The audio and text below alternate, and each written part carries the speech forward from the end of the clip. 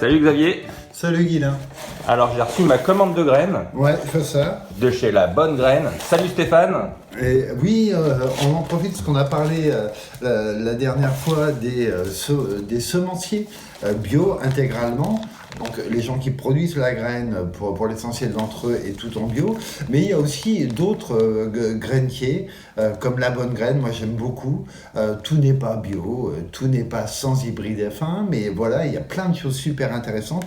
Et un truc assez génial quand même, chez Stéphane Di Palma, hein, donc celui qui est le fondateur de La Bonne Graine, c'est qu'ils ont un vrai jardin d'essai qui est absolument magnifique. Les variétés qu'ils commercialisent, ils les testent, ils les goûtent. Il y a 2 tunnels, c'est un vrai lieu de prod, c'est vraiment chouette à voir. Donc, là par contre, si j'ai pas mes lunettes, ça va pas le faire. Moutarde de Chine, ça c'est un super choix. Qu'est-ce que c'est bon ce truc. Par contre, faire gaffe, hein, on est vraiment embêté par les alkyses et ça tu fais attention. Hein. Tu mets un filet anti-insecte dessus, hormis si tu les fais tôt au printemps. Hein. Mais si Je sème quand ça Là, quand la terre est réchauffée non, tu peux y aller assez tôt. Hein. Même maintenant là Ouais, tu peux y aller en mars, hein, avec un pédicelle dessus, c'est bon, il n'y a pas de problème. Après, sur la moutarde, tu as deux possibilités. Soit tu vas la couper en jeunes pousses, tu la sèmes assez dense, hein, 2-3 cm sur la ligne, et tu récoltes en jeunes pousses. Ou alors tu la cultives presque comme un chou. On peut dire, et là elle devient beaucoup plus mémère et on consomme les feuilles cuites comme des épinards à ce moment-là. Très bon aussi, ou alors émincé très finement en mélange. Il faudrait qu'on en fasse une spéciale moutarde parce que ouais, c'est vraiment. j'ai plein de questions moi, sur la moutarde. Ah super, c'est un super thème. En plus, après le réfort, ça tombe très bien. Tu te méfies parce que si je passe un quart d'heure déjà. ouais. Vas-y, enchaîne. Du coup, on va prendre au hasard. Allez hop, je coupe. Course Rugby Little. Celle-là, on en a parlé. Qu'est-ce qu'elle est C'est bonne, bien pour ça que. Alors tu vois, là, je vois que Stéphane n'a pas en bio. Celle-là. Par contre, et ça, il faut y veiller. Autant je veux pas me montrer intransigeant, pénible sur le fait d'être en bio. Moi, je préfère. Mais surtout, ne prenez pas de graines traitées. Voilà, prenez des graines non traitées. Parce qu'on a deux possibilités de traitement. On peut traiter la culture, c'est-à-dire les pieds mères en fait, qui ont servi à faire cette graine, qui ont probablement été traités ou fertilisés chimiquement, mais pas la graine. Après, on peut trouver des graines qui sont traitées post-récolte, voire filmées au tiram ou des choses comme ça. Donc surtout, voilà, si vous n'êtes pas en bio, prenez du non traité. Voilà, on va lire. Je passe encore. Suivant. Poivron piquillo delodosa. Alors ça c'est la maladie qu'on a, tu vois, tous, et moi le premier. Hein. C'est que nous habitons dans la région de la potée, mais nous faisons de la ratatouille, qui est plutôt au sud de la France. Cela dit, ça fait quand même 2 ans qu'on a bien chaud et que les poivrons, ça vaut la peine. Les poivrons du jardin en plein champ, en fin de saison, là, quand ils sont bien mûrs, quand ils ont pris leur couleur. Je rappelle que les poivrons sont verts avant maturité pour l'essentiel d'entre eux et prennent leur couleur définitive quand ils sont mûrs, qui peut être couleur chocolat, rouge, jaune, etc.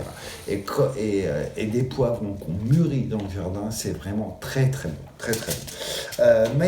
Maïs doux. Alors ça, c'est un peu mon échec. Ouais, je voulais faire un mille-pas, moi. Ouais, alors le mille-pas, on pourra on en fera une spéciale mille-pas. Ouais, teaser. Maïs doux, ce qui n'est pas évident, en fait, c'est le stade de récolte. Il faut qu'ils soient encore laiteux. Donc quand tu as tes poupées qui sont bien formées, quand tu vois le grain à l'intérieur, t'enfonces ton ongle sur le grain, il faut que ça soit laiteux comme stade, sinon c'est plus très, très bon. Bon, je continue. Hein. Vas-y, on fait un... Piment, alors ça, je te laisse l'entière responsabilité de faire du piment. Moi, je peux... Ah là, qu'est-ce que ça me fait mal, ce truc. Moi, je préfère le réfort, voilà. Je suis un petit peu plus... Tradi. Ouais, voilà. Haricots à rame, alors ça c'est à faire absolument. Quand on a peu d'espace, c'est un peu plus tardif que le haricot nain. Traditionnellement c'était à la Saint-Didier, je crois que c'est le 23 mai qu'on se met les haricots. À retenir que les haricots ont besoin d'une terre chaude. voilà, qui commencent vraiment à bien réchauffer, pas les faire trop tôt. Et surtout, ce qu'ils détestent, c'est les pluies battantes, qui sont assez fréquentes au mois de mai. Donc, on protège le semis jusqu'à ce qu'il lève. On peut mettre une poignée d'herbe de tonte, on peut mettre un filet, un voile de forçage. Surtout, on protège la pluie battante. Ils détestent ça, les haricots, ils gèrent pas dans ces cas-là. Basilic, oui, on arrive au moment du basilic. Basilic cannelle, moi je le trouve très bon en infusion. En fait, presque meilleur en infusé que quand on le met dans Mais je un sais plat. que Juliette de la cabane à plantes, elle en utilise beaucoup. Ah oui, ouais, ouais. Et tu as aussi le domaine de Saint-Gilles qui fait de l'infusion bio dans la région vendômoise qui l'utilise beaucoup. C'est vraiment très très bon comme ça. On termine avec le basilic bio genovese. Alors normalement le vrai pesto se fait avec celui-là. Donc à partir de maintenant tu me dois un pesto. Oui. Et sinon Ah oui, l'ail. L'ail, ça va être... Tu peux le mettre maintenant là. Ouais. Pour l'avoir enaillé, pour avoir juste les tiges vertes. Alors, à ce moment-là, si tu veux faire de l'ail, tu le plantes beaucoup plus serré.